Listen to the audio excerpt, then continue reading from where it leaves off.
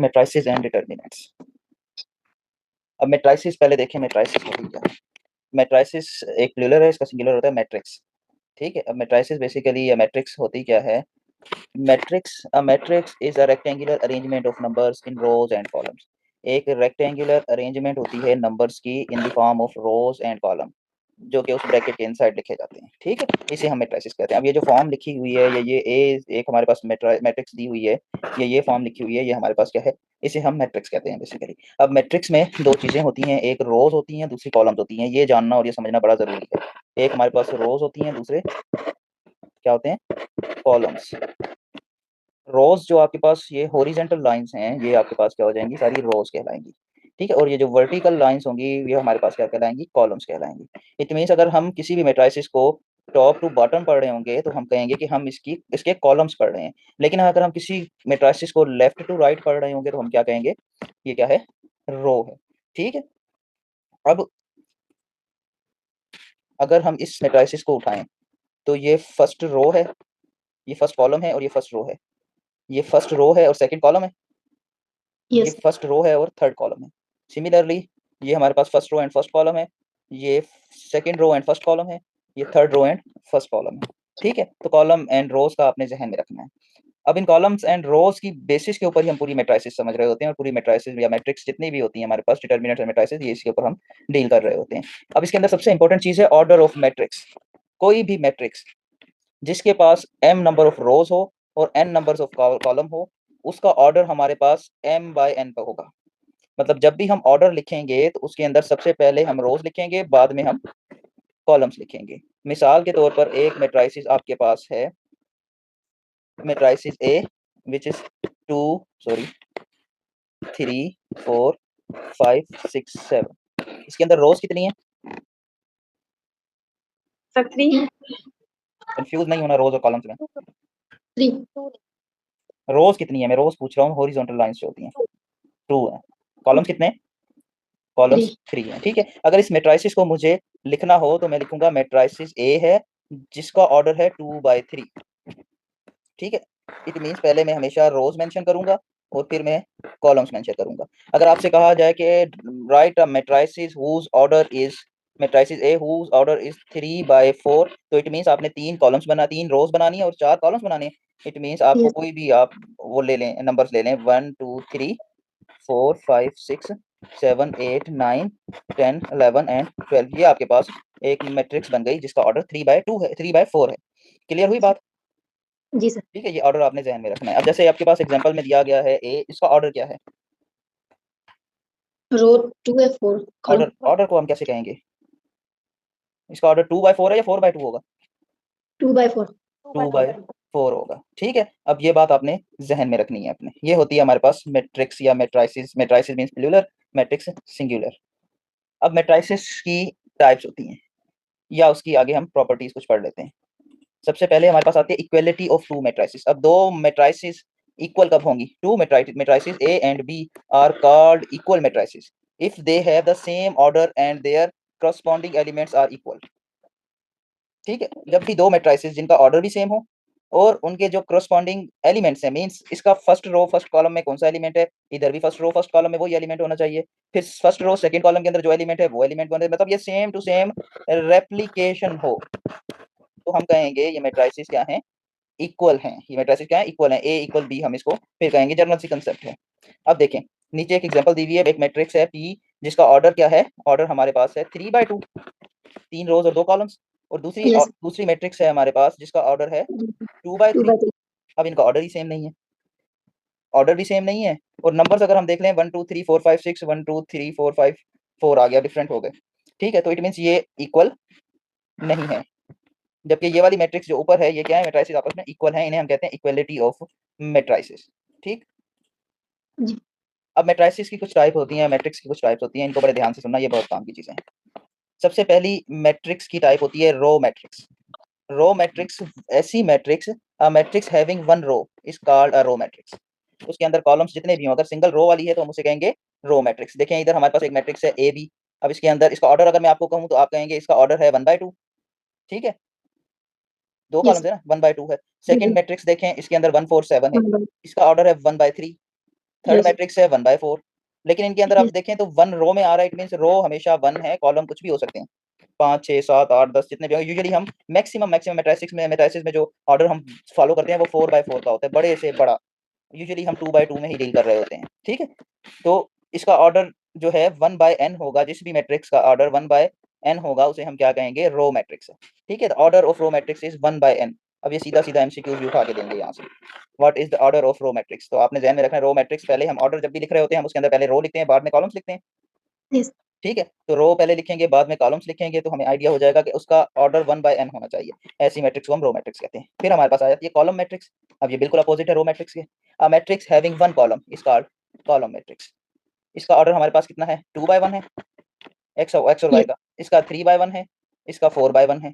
इन सब में कॉलम एक है। तो ऐसी मैट्रिक्स जिसके अंदर एक कॉलम हो, रोज जितनी भी हो, हमें कोई गर्ज नहीं उससे, तो ऐसी मैट्रिक्स को हम कॉलम मैट्रिक्स कहते हैं। The order of column matrix is m/n। इसका था 1/n, इसका था m/1। m 1. क्या है इधर, नंबर ऑफ रोज है, ठीक है। फिर हमारे पास जी. आती है रेक्टेंगुलर मैट्रिक्स। रेक्टेंगुलर मैट्रिक्स क्या होती है, a matrix in which number of rows is not equals to number of column. अब रेक्टेंगल का ज्योमेट्रिकल शेप में हम अगर बनाना चाहें तो कुछ इस शेप का रेक्टेंगल होता है, ये दो साइड्स आपस में बराबर होती हैं, ये दो साइड्स आपस में बराबर होती हैं, इसे हम क्या कहते हैं, रेक्टेंगल कहते हैं। इसी आइडिया को ध्यान में रखते हुए रेक्टेंगुलर मैट्रिसेस क्या होती हैं, जिनके अंदर नंबर ऑफ रोज और नंबर ऑफ कॉलम्स बराबर नहीं हो, ऐसी मैट्रिसेस को हम रेक्टेंगुलर मैट्रिक्स कहते हैं, ठीक है।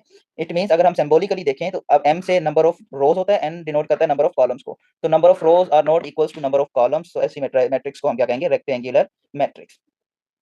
इट मींस ये column matrix is a rectangular matrix. It means row matrix is an also a rectangular matrix. समझ में आ रहा है आइडिया। एग्जांपल देख लें अब। इसका ऑर्डर देखें, मैट्रिक्स ए है, इसका ऑर्डर क्या है, 2/1 है। 1. 2/1 number of rows are not equal to number of columns, तो ये मैट्रिक्स कौन सी है, रेक्टेंगुलर मैट्रिक्स है। मैट्रिक्स बी देख लें, इसका ऑर्डर होगा 2/3 का, number of rows are not equal to number of columns, so this matrix is a rectangular matrix. Likewise C देखें, इसका ऑर्डर होगा 3/2 का, number of rows are not equal to the number of columns. कोई भी ऐसी matrix Yes. जिसके number of रोज और number of columns आपस में इक्वल ना हो वो रेक्टेंगुलर मैट्रिक्स होती है। अब आपसे इस तरीके से भी पूछा जा सकता है, row matrix is also a rectangular matrix, scalar matrix और आपकी डायगोनल मैट्रिक्स, 4 5 आपको ऑप्शन दे देगा। तो आपको इधर से जहन में रखना है कि रेक्टेंगुलर मैट्रिक्स वो मैट्रिक्स होती है जिसमें number of rows are not equals to the number of columns. तो इट मींस ये row matrix can also be a rectangular matrix, column matrix is also a rectangular matrix. यहाँ तक बात clear है। जी सर. फिर हमारे पास एक और टाइप आती है मैट्रिक्स की, दैट इज स्क्वायर मैट्रिक्स। अब स्क्वायर ज्योमेट्री में क्या होता है, स्क्वायर वो होता है जिसकी चारों साइड्स आपस में बराबर होती हैं। कोई भी ऐसी शेप जिसकी चारों साइड आपस में बराबर हों उसे हम क्यूब भी कहते हैं, उसे हम स्क्वायर भी कहते हैं, ठीक। जी. तो इधर से हमें आइडिया हो जाता है स्क्वायर मैट्रिक्स क्या होती है। A matrix in which number of rows is equals to the number of column is called square matrix. It means m is equals to the n। Example में देख लें, इसका ऑर्डर 2/2 का है, number of rows are equals to number of column. आप सिर्फ order लिखेंगे आपको पता चल जाएगा कि भाई बराबर है या नहीं जी. है। बी मैट्रिक्स देखें, 3/2. इसका ऑर्डर 3/3 है। C matrix 4/2. देखें, इसका ऑर्डर है 4/4। इसमें number of rows are equals to the number of columns, तो कोई भी मैट्रिक्स जिसके नंबर ऑफ रोज इक्वल हो नंबर ऑफ कॉलम्स के, तो उसे हम क्या कहते हैं, स्क्वायर Square मैट्रिक्स। matrix. फिर हमारे पास आ जाती है जीरो या नल मैट्रिक्स। ये हम सेट्स में भी ये बातें पढ़ के आए हैं, नल सेट क्या होता है। जीरो मैट्रिक्स क्या होती है, जीरो मैट्रिक्स ऐसी मैट्रिक्स, अ जीरो या null matrix is a matrix which in which each element is equal to zero. It is generally donated by O. For example कोई भी मैट्रिक्स अगर उसके सारे एलिमेंट जीरो हैं तो वो कौन सी मैट्रिक्स कहलाएगी, नल मैट्रिक्स या जी. जीरो मैट्रिक्स, ठीक है। इसका ऑर्डर 2/2 है लेकिन सारे एलिमेंट जीरो हैं, तो ये कौन सी मैट्रिक्स हो गई, नल 0. मैट्रिक्स।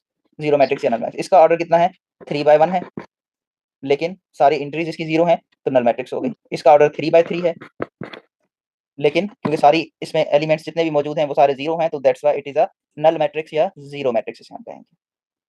फिर हमारे पास आ जाती है डायगोनल मैट्रिक्स। अब डायगोनल मैट्रिक्स क्या होती है, अब आप अगर ज्योमेट्रिकल शेप में देखें, डायगोनल क्या होता है कि अगर कोई भी हमारे पास शेप है, एक स्क्वायर हो या वो रेक्टेंगल हो, उसके एक सेंटर से एक साइड से दूसरी साइड क्रॉस इस लाइन को हम डायगोनल कहते हैं, ठीक है। अब डायगोनल मैट्रिक्स को इसी इसी तनाजुर में हम देख लेते हैं। आई स्क्वायर मैट्रिक्स, डायगोनल मैट्रिक्स कौन सी होती है, आई स्क्वायर मैट्रिक्स। ऐसी मैट्रिक्स जो स्क्वायर हो, पहली शर्त क्या है, वो स्क्वायर मैट्रिक्स होनी चाहिए। It means number of rows must be equals to the number of columns, ठीक है। Is called a diagonal matrix if all the elements of matrix are zero except at least one element of main diagonal. अब matrix के अंदर main diagonal कौन सा होता है, left top से राइट बॉटम तक ये जो लाइन ड्रॉ होती है ये मेन डायगोनल कहलाता है, ठीक है। अब सारी एंट्रीज स्क्वायर मैट्रिक्स, ऐसी स्क्वायर मैट्रिक्स जिसकी सारी सर एंट्रीज, जी ये दोबारा रिपीट करें. जो मेन डायगोनल होता है ना, वो जी हमेशा किसी भी मैट्रिक्स के लेफ्ट टॉप से राइट बॉटम को कनेक्ट कर रहा होता है, इसे हम मेन डायगोनल कहते हैं। इस वाली मैट्रिक्स में ये है मेन डायगोनल, इस वाली मैट्रिक्स में ये मेन डायगोनल है। अगर नीचे मैं चेक करवाऊं आपको, ये मेन डायगोनल है, ये मेन डायगोनल है, ये मेन डायगोनल है। ठीक हो गई बात? तो मेन जी डायगोनल का आइडिया सिंपल सा ये है। अब डायगोनल मैट्रिक्स के लिए पहली शर्त क्या है? Square matrix. It means number of rows should be equal to the number of column.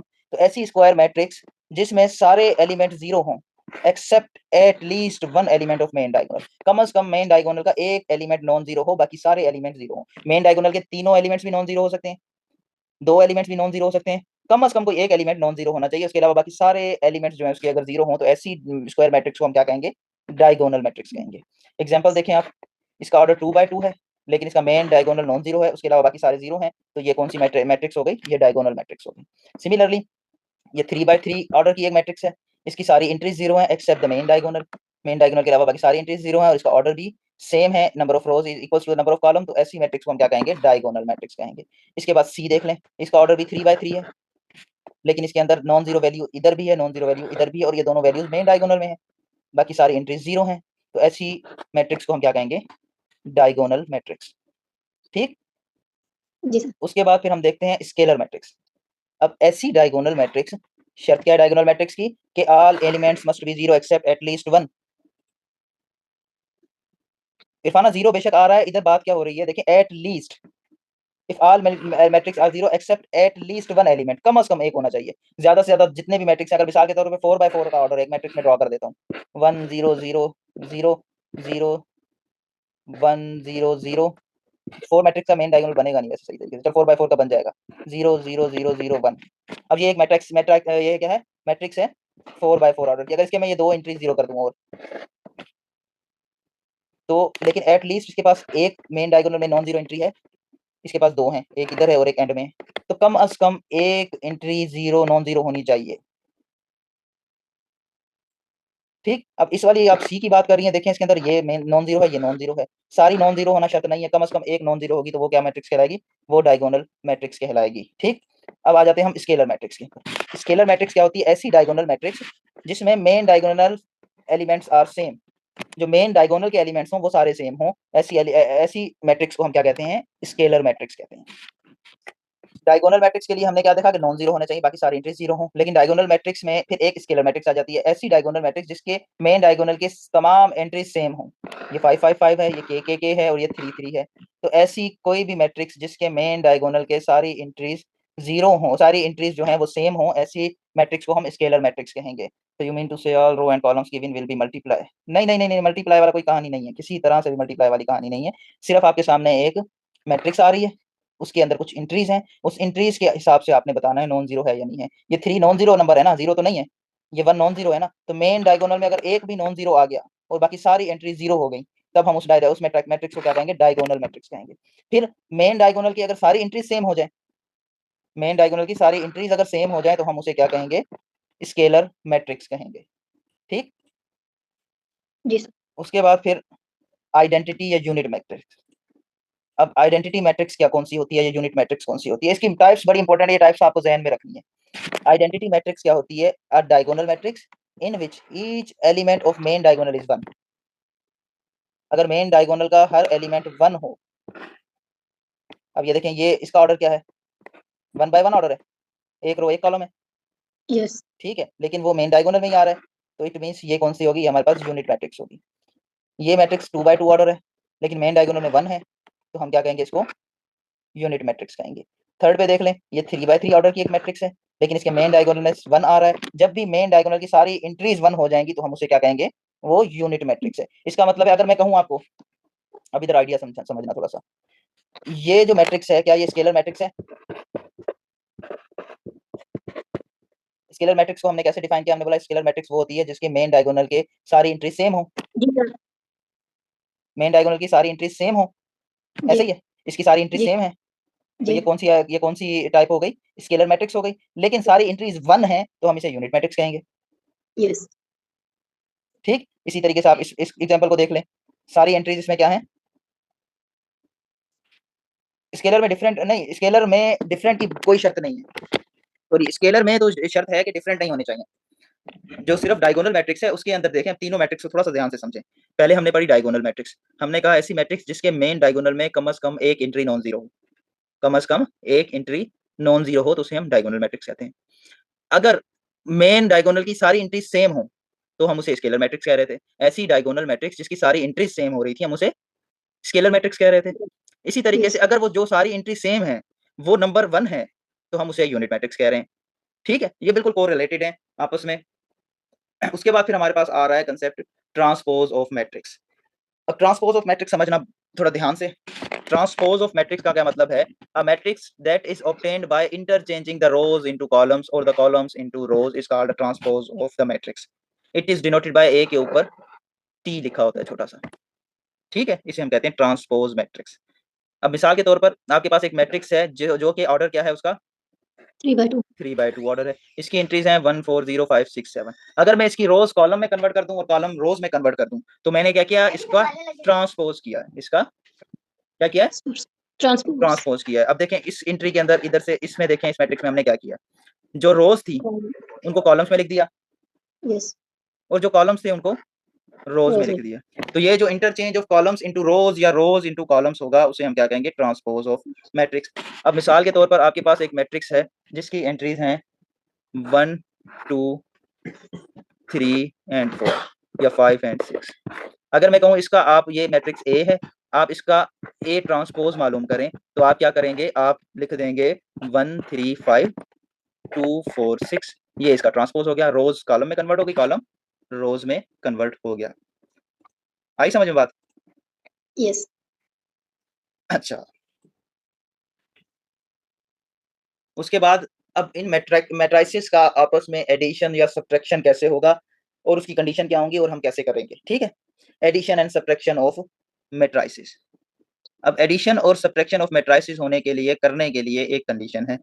वो कंडीशन ये है कि अगर तो if two matrices A and B have the same order then they are conformable for addition and subtraction. दो matrices के दरमियान addition या सब्ट्रैक्शन का ऑपरेशन तभी मुमकिन है जब दोनों का ऑर्डर सेम होगा। अगर ऑर्डर सेम नहीं होगा तो हम उनमें एडिशन या सब्ट्रैक्शन नहीं कर सकते। ठीक हो गई बात? इट मींस अगर एक मैट्रिक्स आपकी ऑर्डर 2/2 की है तो दूसरी मैट्रिक्स को अगर उसके साथ ऐड या सब्ट्रैक्ट करना है तो लाजमी है कि उसका ऑर्डर भी 2/2 ही होना चाहिए। अगर एक मैट्रिक्स है जिसका ऑर्डर 2/3 है तो उसके साथ किसी भी मैट्रिक्स को प्लस या माइनस करने के लिए शर्त क्या है? शर्त सिंपल सी है कि उसका ऑर्डर क्या होना चाहिए, उसका ऑर्डर भी 2/3 होना चाहिए। एक मिनट।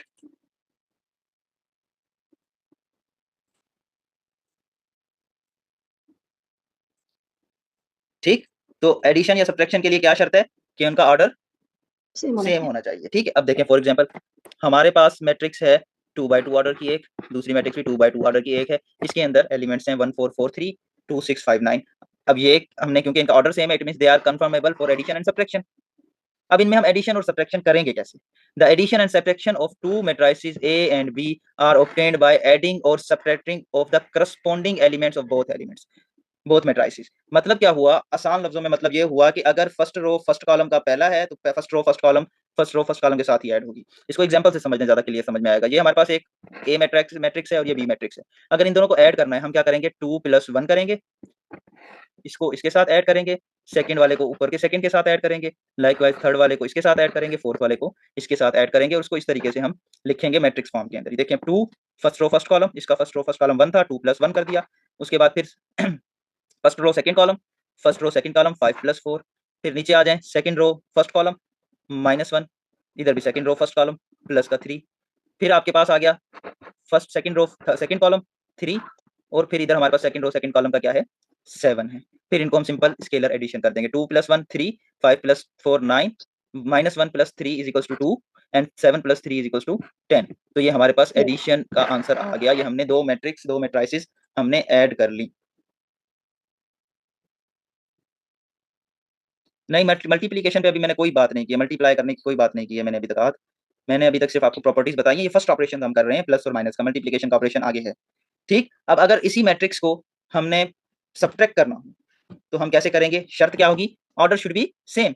अगर 2 रोज 2 कॉलम्स हैं तो दूसरे के भी 2 रो 2 कॉलम होनी चाहिए। अगर ऑर्डर 3/2 का है तो 3/2 का होना चाहिए। अब देखिए एक मैट्रिक्स है P, इसका ऑर्डर क्या है 3/3 है, तो इसके साथ एडिशन या सब्ट्रैक्शन, इधर हम सब्ट्रैक्शन की बात कर रहे हैं, तो सब्ट्रैक्शन के लिए जरूरी है कि अगली मैट्रिक्स का ऑर्डर भी सेम होना चाहिए, इसका ऑर्डर भी 3/3 है।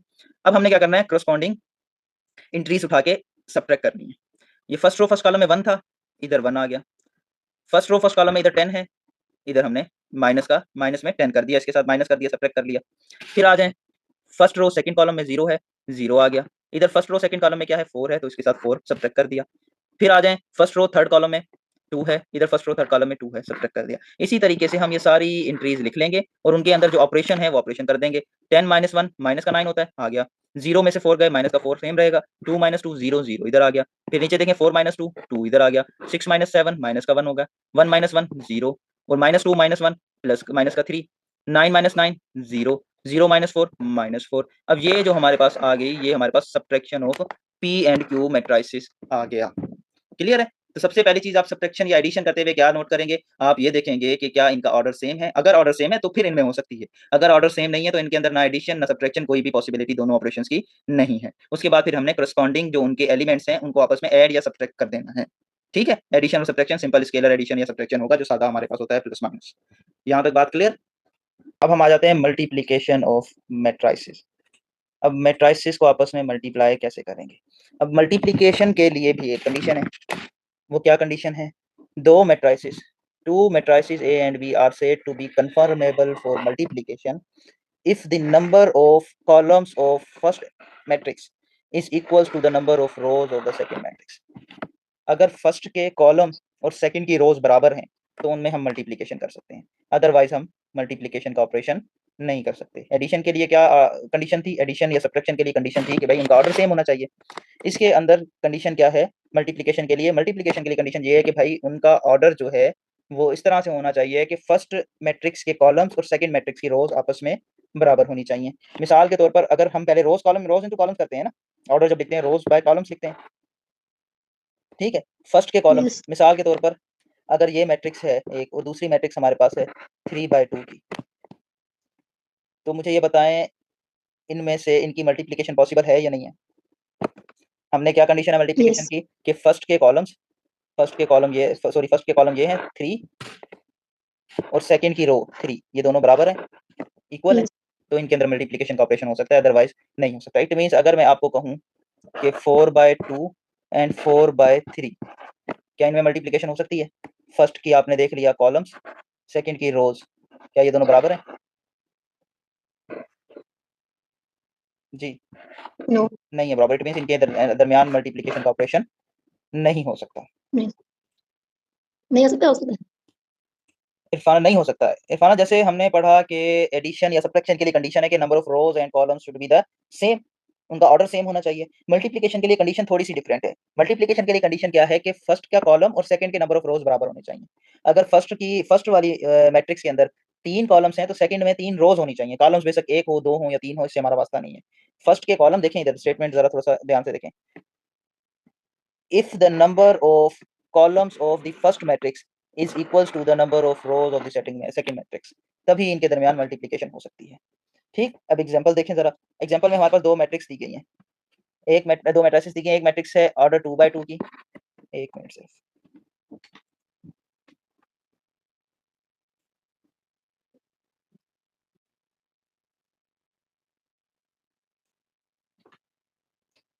जी। अब एग्जांपल में देखें, ये जो मैट्रिक्स है इसका ऑर्डर क्या है, 2/2 है। इसका मैं ऑर्डर लिख लेता हूँ 2/2। ये सेकंड मैट्रिक्स है, इसका ऑर्डर भी 2/2 है। तो क्या इसके Yes. Number of columns, first वाले के नंबर ऑफ कॉलम्स और सेकंड वाले के नंबर ऑफ रोज बराबर हैं, Yes. जी। तो इसका मतलब है इनके दरमियान मल्टीप्लिकेशन हो सकती है। ठीक, अब मैं एक और एग्जांपल आपको दे देता हूँ।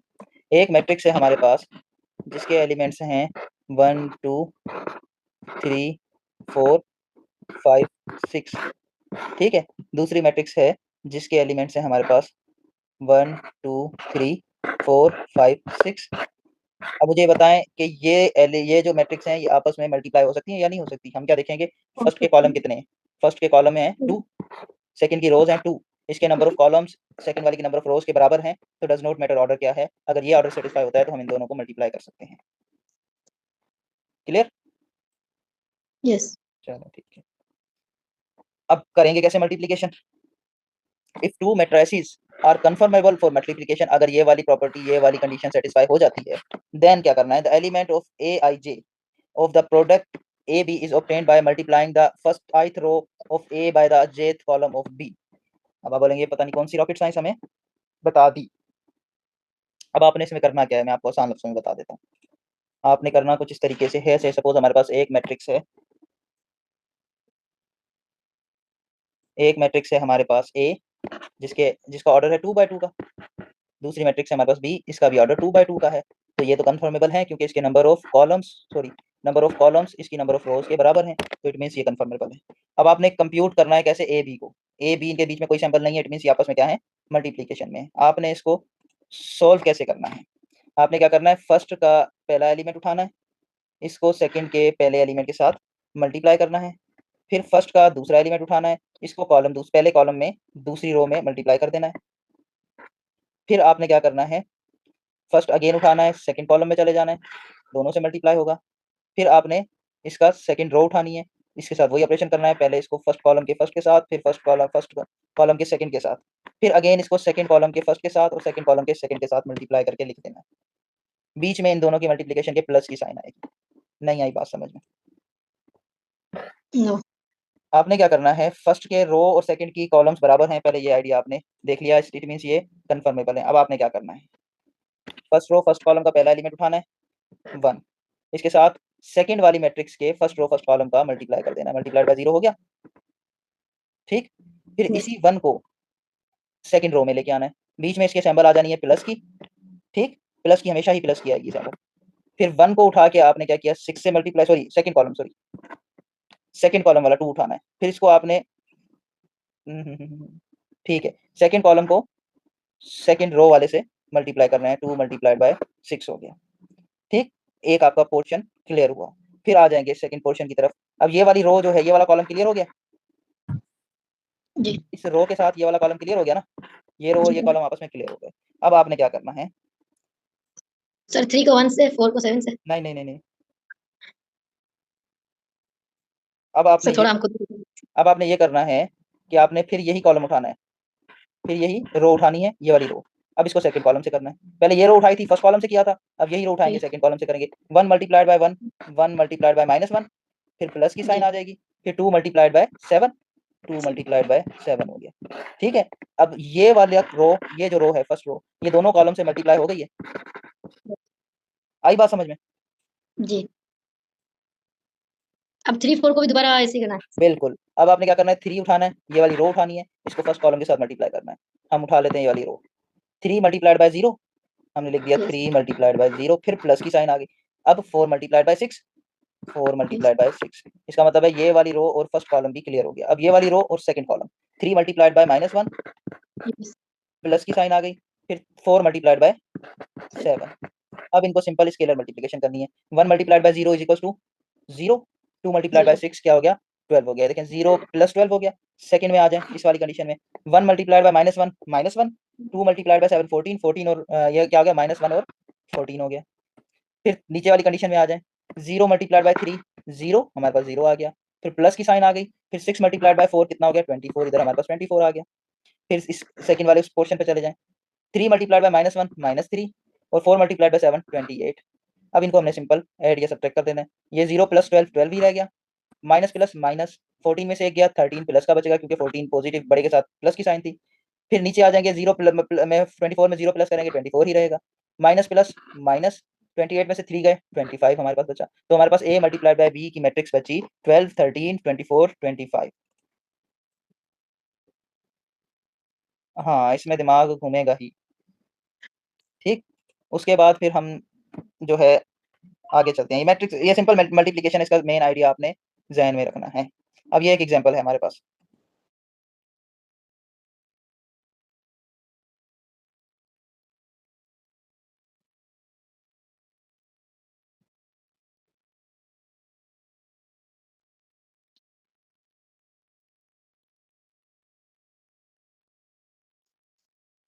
जी, अब तो ये देखें, इस एग्जांपल को देखें, कंप्यूट द प्रोडक्ट। अब इसमें 3 मैट्रिसेस हैं।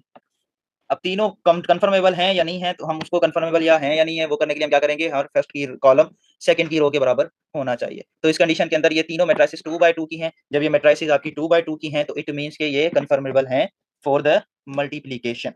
ठीक, अब इनकी मल्टीप्लिकेशन कैसे हो रही है देखें, फर्स्ट रो फर्स्ट कॉलम 4 बंदा 4 लिख दिया, अभी तो डायरेक्ट किया हुआ है। फिर first row first column 3 multiplied by 4 14 हो गया। ठीक, उसके बाद फिर आ जाएं आप, अब ये वाली रो और ये वाला कॉलम क्लियर हो गया। अब क्या करेंगे, फर्स्ट रो को सेकंड कॉलम के साथ करेंगे। 1 मल्टीप्लाइड बाय 5 5 3 मल्टीप्लाइड बाय 0 0। अब फर्स्ट रो के साथ सेकंड वाली के दोनों कॉलम क्लियर हो गए। फिर हम आ जाएंगे सेकंड रो पे, 2 मल्टीप्लाइड बाय 4 8 और 4 मल्टीप्लाइड बाय 4 16। फिर सेकंड कॉलम के ऊपर आ जाएंगे, 2 मल्टीप्लाइड बाय 5 10 4 मल्टीप्लाइड बाय 0 0। अब ये दोनों मैट्रिक्स आपस में मैट्रिसेस मल्टीप्लाई हो गई। थर्ड मैट्रिसेस को हमने सेम लिख दिया। ये 3 वाला एमसीक्यूज में नहीं आता, एमसीक्यूज में सिंपल आइडेंटिटीज आएंगी, लेकिन आपको आइडिया क्लियर हो जाए इसलिए मैं आपको थोड़ा सा सही तरीके से समझाने की कोशिश कर रहा हूँ। अब इनको सिंपल प्लस माइनस किया, 4 प्लस 12 16 हो गया, 5 5 आ गया सेम, 80 16 प्लस 8 24 हो गया, 10 प्लस 0 10 हो गया। अब ये अगेन यही ऑपरेशन हम करेंगे सेकंड मैट्रिक्स, जो थर्ड मैट्रिक्स है उसके साथ मैट्रिक्स है। 16 मल्टीप्लाइड बाय 6 96 प्लस की साइन आई, 5 multiplied by 5 25। First row first column clear. अब फर्स्ट रो और सेकंड कॉलम की तरफ आ जाएंगे, 16 मल्टीप्लाइड बाय 8 128 और 5 मल्टीप्लाइड बाय 1 5। अब फर्स्ट रो के साथ सेकंड के दोनों कॉलम क्लियर हो गए। अब हम आ जाएंगे सेकंड रो में, second row first column 24 multiplied by 6 144, फिर 10 मल्टीप्लाइड बाय 5 50। फिर आ जाएंगे हम सेकंड कॉलम की तरफ, 24 मल्टीप्लाइड बाय 8 192 और 10 मल्टीप्लाइड बाय 1 10। और इनको सिंपल स्केलर एडिशन इनका कर देंगे तो हमारे पास ये आंसर निकल आएगा। ठीक, अब आपने करना क्या है देखें, आइडिया मेन क्या है, पहला कॉलम था, पहला मेंबर था, पहले मेंबर से मल्टीप्लाई हुआ, दूसरा मेंबर दूसरे मेंबर से मल्टीप्लाई होगा, ये दूसरा मेंबर इस पहले से मल्टीप्लाई नहीं होगा। मेन आइडिया ये, पहला मेंबर था पहले के साथ मल्टीप्लाई हुआ, दूसरा मेंबर था दूसरे के साथ मल्टीप्लाई होगा। अगेन तीनों में 4 हो 5 हो 6 हो मैट्रिसेस, हमने ऑर्डर सेम रखना है, सीक्वेंस सेम रखना है। ठीक है, ये है हमारी मैट्रिसेस की मल्टीप्लिकेशन।